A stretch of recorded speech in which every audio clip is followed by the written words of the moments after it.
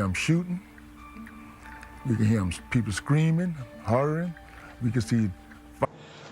Things were such in those early hours. I know that was one of the motivations that forced me into calling people into a 4 men with torches walking from the street side. Her from being killed. That very much stands out in my mind about the horrors. Number 8. Newark Riots of 1967. The Newark Riots of 1967 began on July 12, 1967, in the predominantly African-American Central Ward of Newark, New Jersey, and quickly spread throughout the city. Riots were sparked by the arrest and beating of a black taxi driver, John Smith, by white police officers. The incident quickly escalated into violence with widespread looting and arson in the predominantly African-American neighborhoods of the city.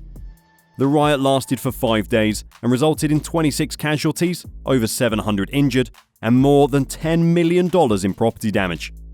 The Newark riots were a result of long-standing issues related to racial discrimination and economic inequality. The Newark Police Department, in particular, had a long history of brutality and racism towards African Americans, and tensions between the police and the black community had been escalating for years. Number 7. Red Summer of 1919. An outbreak of racial violence known as the Red Summer occurred in 1919, an event that affected at least 26 cities across the United States. Racial tensions across the US were exacerbated by the discharge of millions of military personnel back to their homes and domestic lives following the end of the war. World War I intensified the Great Migration, the mass emigration of African Americans from the rural South to the industrial North and Midwest, in hopes of escaping the poverty and discrimination of Jim Crow laws. By the summer of 1919, approximately 500,000 African Americans had resettled in northern cities. In many cases, northern whites, many of them newly arrived immigrants themselves, did not welcome black newcomers.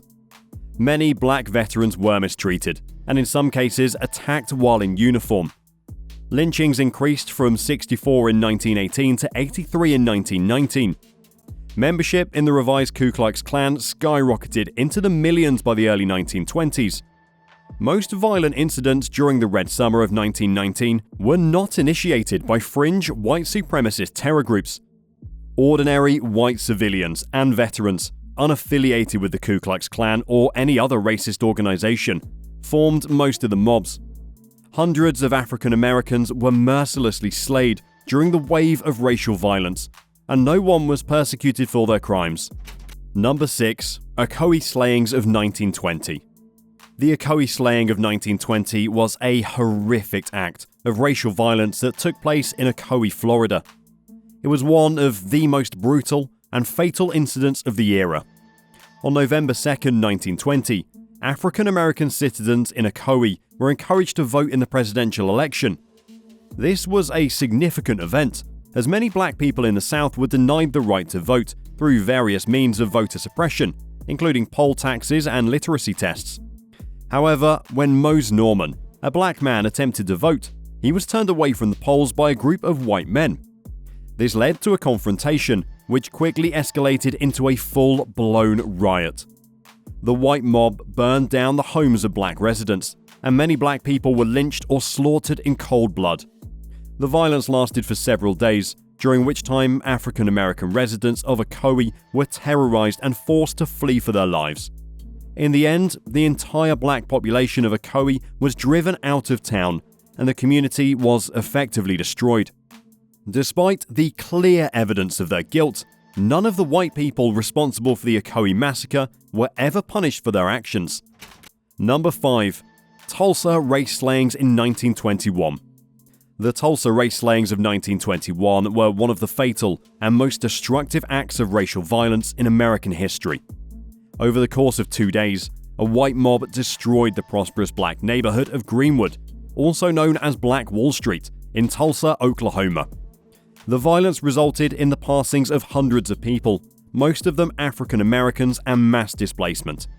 The violence began on May 31st in 1921, when a white mob gathered outside the Tulsa County Courthouse. Hitting their home. Smoke and flames are everywhere. They set fire to the curtains so the houses It wasn't the only event that took place during a period known as the Red Summer of 19. Actually happens, but upon entering, we think he may have tripped and bumped into where a young black man named Dick Rowland had been accused of attacking a white woman in an elevator. The false accusation sparked outrage among the white population, and rumors of an impending lynching spread quickly. A group of armed black men arrived at the courthouse to protect Rowland from the mob, but tensions quickly escalated. Shots were fired, and the white mob began to attack the black neighborhood. Despite overwhelming evidence of the white mob's guilt, no white people were ever convicted for their actions during the course of the Tulsa race slayings. In fact, the local authorities actively worked to cover up the extent of the violence and suppress any attempts at justice for the victims. Number 4. Detroit Race Riot of 1943. The Detroit Race Riot of 1943 was a 2-day period of violence and unrest in the city of Detroit, Michigan. The riot was fueled by tensions between black and white residents, as well as frustration over the lack of job opportunities for African Americans in the city. The violence began on June 20th, 1943, when a fistfight broke out between a black man and a white man at a public swimming pool in Belle Isle. Them on fire, shooting them like they were garbage and dogs. Rigidly in our minds not to be black jobs. The incident sparked a wave of violence and looting throughout the city, with black residents being targeted by white mobs. Over the next 2 days, dozens of people were slain and hundreds more were injured. The rioting was marked by acts of extreme brutality, with black residents being beaten, shot, and even lynched by white mobs. Despite the widespread nature of the violence and the large number of people involved, no white people were ever convicted for their gruesome actions during the Detroit race riot. To make matters even worse, the local authorities were largely complicit in the violence, with police officers and National Guard troops turning a blind eye to the actions of white mobs. Number 3. Watts Riots of 1965. The Watts Riots of 1965 were a series of riots that took place in the Watts neighborhood of Los Angeles, California. The riots were sparked by a traffic stop involving a black motorist, which escalated into a confrontation with police officers. The incident touched off several days of violence, looting, and arson, as residents of the Watts neighborhood expressed their frustration with the systemic racism and economic inequality they faced. The riots lasted for 6 days and resulted in 34 casualties, including 23 African Americans and 11 whites, with over 1,000 people injured and more than 3,000 arrested. The destruction caused by the riots was extensive, with hundreds of buildings burned to the ground and millions of dollars of damage. The violence and destruction caused by the riots led to significant changes in both law enforcement and social policy in Los Angeles, as well as other cities across the country. The Watts riots represented a turning point in the civil rights movement, highlighting the deep-seated racial tensions and economic disparities that existed in American society. The riots also underscored the need for greater investment in black communities, as well as increased attention to issues of police brutality and systemic racism. Number 2. Draft Riot of 1863. The Draft Riot of 1863 was the largest civil insurrection in American history up to that point, and it remains one of the most fatal riots in US history. It was a major outbreak of violence in New York City and other smaller cities that lasted for 4 days, with the one in New York being the worst. It was fueled by the dissatisfaction of workers who were deeply unhappy with the unfairness of the conscription system during the US Civil War. Although most laborers supported the Northern War effort, they had no say in Republican policy and sometimes deserted from the army or refused re-enlistment. Federal provisions allowed wealthier draftees to buy their way out of the army for $300, further incensed workers who earned less than $500 a year. On July 11, 1863, when the draft was conducted, mobs took to the streets, attacking residents, defying police, going after draft headquarters, and burning buildings. Most of the rioters were foreign-born, particularly Irish workers. The New York Draft Riot was also linked to racial tensions over jobs.